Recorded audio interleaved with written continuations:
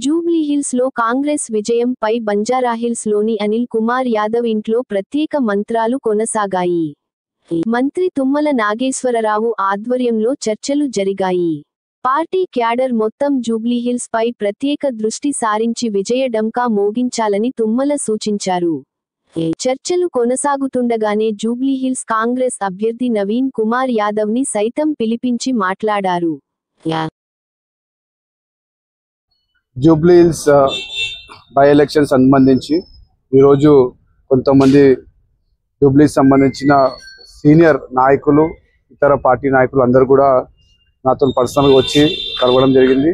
మరి పెద్దలు తుమ్మల నాగేశ్వరన్న గారు డైరెక్షన్స్ తోని, వాళ్ళు ఒక కోఆర్డినేషన్ తోని వాళ్ళే దగ్గర ఉండి ఒక కోఆర్డినేషన్ చేసి ఎవరెవరైతే పార్టీలో రావాలనుకుంటున్నారో లేకుంటే పార్టీకి సపోర్ట్ చేయాలనుకుంటున్నారో, మా అభ్యర్థి ఏంటంటే నవీన్ యాదవ్ గారికి గెలుపుకి సపోర్ట్ చేయాలనుకుని ముంగటికి రావాలనుకుంటున్నారో వాళ్ళందరితో, ముఖ్య నాయకులు అందరితో కలవడం జరిగింది.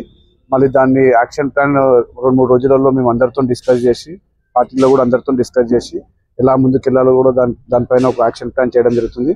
వాళ్ళందరి ఇంట్రెస్ట్ ఒకటే, ఈరోజు తెలంగాణ రాష్ట్రంలో ముఖ్యంగా కాంగ్రెస్ గవర్నమెంట్ ప్రియతమ ముఖ్యమంత్రి రేవంత్ రెడ్డి గారి నాయకత్వంలో అనేక సంక్షేమ కార్యక్రమాలు ఈరోజు పేద ప్రజలకు అందుతున్నాయనే ఉద్దేశంతో వాళ్ళందరూ కూడా వాలంటరీగా వచ్చి మా పార్టీకి సపోర్ట్ చేయాలని, మా పార్టీలో జాయిన్ కావాలని కూడా వాళ్ళందరూ కూడా కోరడం జరిగింది. మరి కొంతమంది ముఖ్య నాయకులను కలవడం జరిగింది.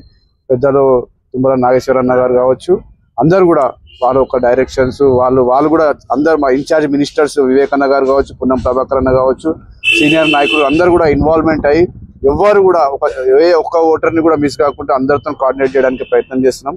మాకు పూర్తి నమ్మకం ఉంది, రేపు రాబోయే బై ఎలక్షన్స్ లో మేము భారీ మెజార్టీతో కాంగ్రెస్ పార్టీని గెలిపించుకుంటాం. Thank you.